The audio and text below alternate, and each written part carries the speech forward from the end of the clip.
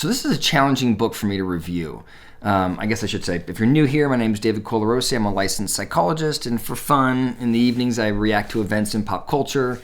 And today I'm reacting to the Britney Spears book, The Woman in Me.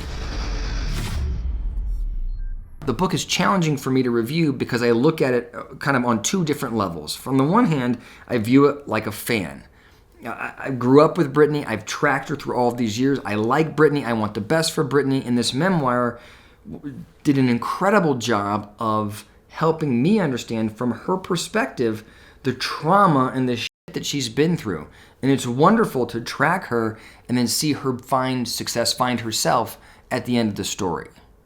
The other way I look at it is through the lens of a psychologist. And Britney gives really good detail into her life. And you can't help but look at that and draw connections between the experiences that she had and how she showed up behaviorally throughout the years.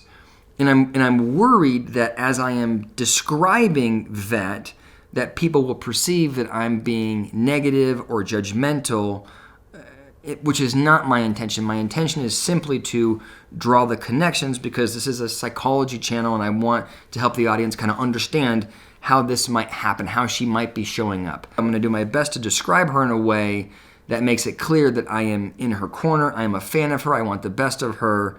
I'm not trying to use this as an opportunity to dissect or scrutinize her negatively.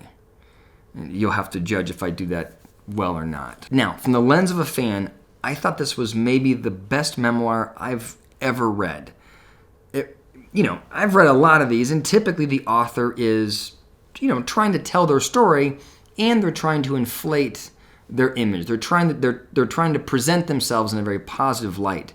I thought Britney was incredibly transparent, incredibly vulnerable. There was no effort on her part to exaggerate the quality of her thinking. There was no effort on her part to inflate her behaviors or improve her behaviors. I don't think she was trying to make a good impression for the audience. I think she was just telling the story as she saw it. No name dropping, no bloviating. I thought it was fantastic. And man, did she do a good job of describing the horrific experiences she had as a child and also as a young woman, in the spotlight. I thought her description of all of the, over the years I've tracked Britney, and you see her, for example, hitting the paparazzi's car with an umbrella, and you think she's lost her mind. How could she do that? Right? And then in this book, you get a really good description of the pain she was in after not being able to have access to her children. And then you think about the monsters that were the paparazzi that put her in that position. And you think of the way the media has treated her, the way that her father was treating her. I mean, I had no idea the extent of the abuse that she suffered at the hands of the media and her father and her family at large. I mean, it was just an incredible story. I feel like everybody failed her, except for maybe her fans. The media definitely failed her. The mental health professionals failed her, I think. The legal system failed her. I mean, I think that anybody would be so corrupted by that experience, I don't know how they could see straight at the end of it. And yet, right now, I think she's presenting, I don't know what she feels now, but she is presenting like she's in a good place, and she is looking forward to exploring who she is without the burden of this conservatorship, and her family. So for that purpose, I thought it was a wonderful book. Now, from a more clinical lens, I can't help but sort of identify events in her life that I think influence events and dynamics that influence how she shows up. And I think the first one that we have to talk about is her family. The description of her family it's without a doubt an abusive environment. It's a chaotic environment. Her mother's love is inconsistent. Her father is a drunk. The people around her are not stable. And I think that anybody, you don't have to be a psychologist to look at that and go, well, that's maybe why she became a star, right? She needed to get the love of the people around her, and so she presented in a way that was entertaining, and she got affection through her singing talent and her dancing or whatever. And I think that that's true. But I think there's more than that. There's a concept in psychology called attachment theory. It's not that simple. There are a lot of different attachment theories, but the idea in general is that when you grow up as a child, it is important that you feel consistent and stable affection from your parents. And if you don't feel that kind of consistent and stable affection, you sort of, the ground that you walk on emotionally becomes less predictable. And some people respond to that by becoming really resistant and not trusting anybody. Some people respond to that by hating themselves. Some people respond to that by becoming super clingy and attached to their caregiver and other people that are like their caregivers, right? It creates this insecure attachment or distorted attachment in different ways. If you look at the Britney Spears story, her parents, just the way they function, are very inconsistent. And there are a lot of stories of people in her life that she cared about that fell away or got injured or damaged in some way. So for example, she's connected to her grandmother and then her mom cuts ties. She's very connected to her brother. He gets in a horrific accident, almost dies, and she worries about losing the connection with him. She has a strong relationship with her mother at first, and she has some postpartum issues and gets very sick, and she gets scared about losing her mom. And so there's all these moments where Britney has this strong bond, thinks she has a very strong bond that's never going to break, and then something happens and distance is created. And in response to that, Britney becomes very attached or almost clingy. So the example that she gives in the book is, she's connected with her brother. Her brother gets in a really bad four-wheeling accident, and then Britney spends the next couple of years sleeping in his bed. She's holding on to him because she doesn't want him to leave her. I think Britney took that same sort of mindset into all of her relationships throughout the rest of her life. I think that, I can't diagnose her, and this isn't even a diagnosis, but her attachment as described looks very anxious, meaning that Britney sort of second guesses herself and how valuable she is and overestimates how perfect everybody else is. It leads to this style where she is quick to believe, very gullible, will do what anybody else says because she sort of questions her own value. And if you listen to the book, it sort of became clear to me that Britney didn't really recognize what a star she was. She knows it because she's winning awards. She knows that she has fans, but there's no ego tied to it like will be typical of the standard pop star. But she views other people like they can do no wrong, which I think explains why in the relationship with Justin Timberlake, she puts up with him cheating and feels such shame for kissing some guy. I think it explains why when Justin said, I want to have an abortion, or I want you to get an abortion, despite the fact that Britney wanted to keep the baby, she couldn't stand up to him, right? He was able to dominate in that relationship. He could do whatever he wanted, and Britney sort of was stuck in this position of just putting up with it. And I think that throughout the book, it was bothering me how quickly in every romantic relationship that Britney had, how enmeshed she quickly became with that man. And this is not a judgment on the number of relationships that Britney has had, which is an interesting thing, by the way, if you think about, and she made it really clear in the book, how her sexuality, her relationships were just blown out of proportion by the media. I'm not putting any value statement or judgment on the number of relationships that she had, but the intensity of the connection right off the bat, the number of times in the book she talked about meeting men and immediately falling in love with them, and then shortly thereafter wanted to have their children. I thought it was just notable. And if you think about it, there's no way to get someone to be with you forever like having a baby. And I don't think that Britney was consciously trying to lock men down. I'm not saying that, but I think from a psychological standpoint, she wanted stability. She wanted a romantic figure that would love her no matter what, which I think is why it was so devastating for her when Justin cheated, which is why I think it was so devastating for her when she was with Kevin Federline. And despite the fact that they had kids, he was off working on his music career and ignoring her. His ignoring her, I think, was exceptionally painful because even though she had done everything right, he abandoned her. Another guy abandoned her. And that leads us to Britney's kind of erratic behavior, which started in earnest, at least in the public spotlight, in 2007, 2008. Right? In that time period, she gets divorced from Kevin Federline, and she's struggling with the shared custody of her kids. She's struggling with the paparazzi just hammering her, who, by the way, seem like freaking monsters. And in response to that, she goes, you know what? If you're going to take pictures of me, I'm going to shave my head. And you know what? I can't deal with the fact that I've got to share my kids, so I'm going to lock myself in a room and not give them back to Kevin. Right? But those behaviors, coupled with when she takes the umbrella and tries to smash the paparazzi's car, when she's grieving because she can't see her kids, right? All of those behaviors led to her being hospitalized twice and then the start of the conservatorship. If you read the book and hear Britney's description, her behavior sounds totally reasonable. And I think that Britney feels like her behavior was not good, but the reason for it, that the level of distress makes sense. And I think that that's right. I think all of that can be true, and it can also be true that Britney was out of control and that Britney needed to be supported in the hospital.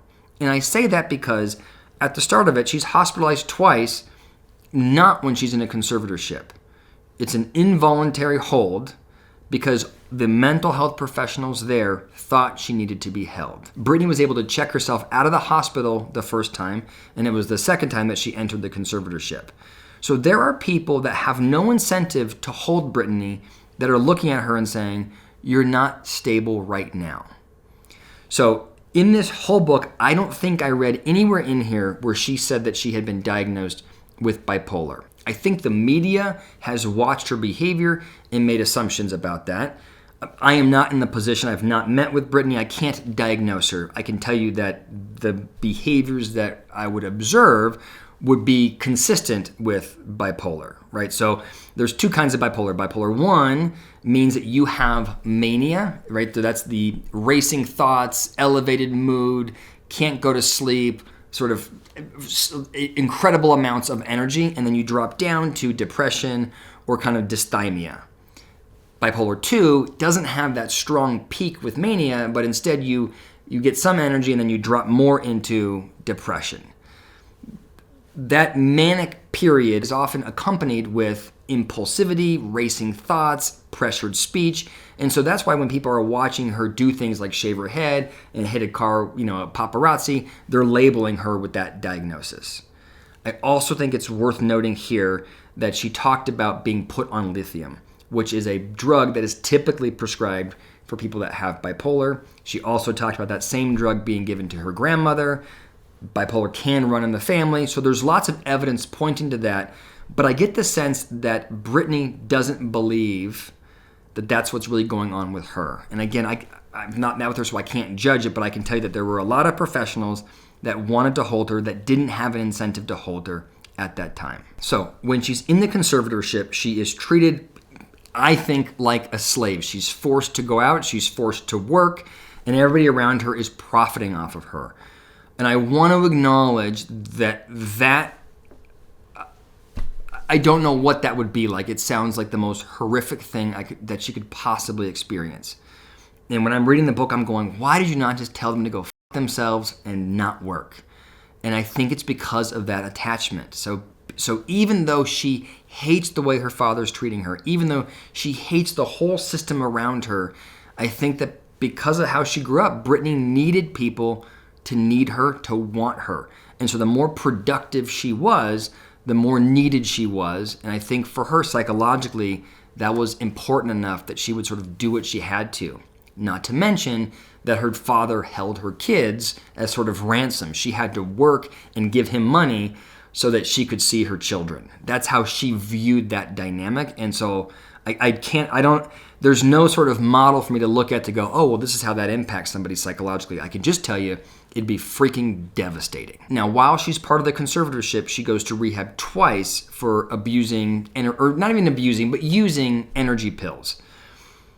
She admits to taking a lot of Adderall, another stimulant, and then because of a boyfriend that was apparently jacked and taking energy pills, she got hooked on those too, or was using them frequently, and her dad put her in rehab once in 2014 and then again in 2019. I understand. So my first thought is, if I were her, I would just avoid them if I knew my dad was going to throw me in rehab, but she didn't. So the idea of using something despite negative consequences is the definition of being addicted to it, right? So she's doing it despite the fact that it's putting her at risk for going to one of these places that she doesn't believe she belongs. So that's the first sort of red flag in my mind. The second red flag is, I'm not saying that she has bipolar, but I think it's important to note that if you have bipolar, the piece of bipolar that you enjoy is the mania. For the individual, being manic, being out of control, having that impulsivity, having that excitement, oftentimes feels good. It's damaging for the life around you, the people around you, but it feels good. Stimulants like Adderall, like energy pills, can trigger mania in people that are susceptible to it. So it's possible that Britney could have wanted to take those pills because they triggered that kind of energy, which she enjoyed. It's also possible that she could have been coming off of a manic episode and wanted it to stay, and so was trying to take those pills. That is me really reaching, but I feel like I have to say it because, again, I have a hard time believing that those facilities that took Britney, those mental health professionals, the psychologists, the physicians there, I have a hard time believing that they would hold her if really there was no addiction present at all. And the last thing I want to talk about is at the end of this book, Britney finds the power within herself to push back on this machine, to fight against the legal system, which I think it's all, I'm saying, hey, yeah, there could be things that were going wrong. There could be mental health issues. I don't think any of that in any level justifies a conservatorship for almost 14 years. I think that I can't even put my head around why our legal system would allow that to happen. So Britney's stuck in it, and because she gives credit to her fans, because her fans know that she's being mistreated, Britney finds the power to push back. She fires her father, the courts agree, fire her father, and then she breaks up the conservatorship. And now she's free. First of all, for someone who has been essentially, her hands have been tied for so long, so much of her adulthood, she's been really unable to function like an adult. I guarantee you it is scary as hell for her. And so she's trying to figure it out. And I think that, yes, I think some of her Instagram posts have been odd. I think she justifies it because she wants to, she's trying to find herself. And I think that from a developmental standpoint, you could sort of put her, like at a 19 or like a 16, right? So much of her life has been controlled that she's now at 42 trying to find herself again in the public spotlight. And so I feel like I understand that. I also think it's incredibly powerful that she has made the decision not to talk to her family, which is the last thing I wanted to say here. If you listen to how the family has treated her through all the years, right? You have her dad that is manipulating her and profiting off of her and keeping her locked up. Then you have her mom and her sister who are both writing books about Britney while Britney is in the conservatorship so they can make more money for themselves, despite the fact that Britney has paid for everything in their lives, is wild to me.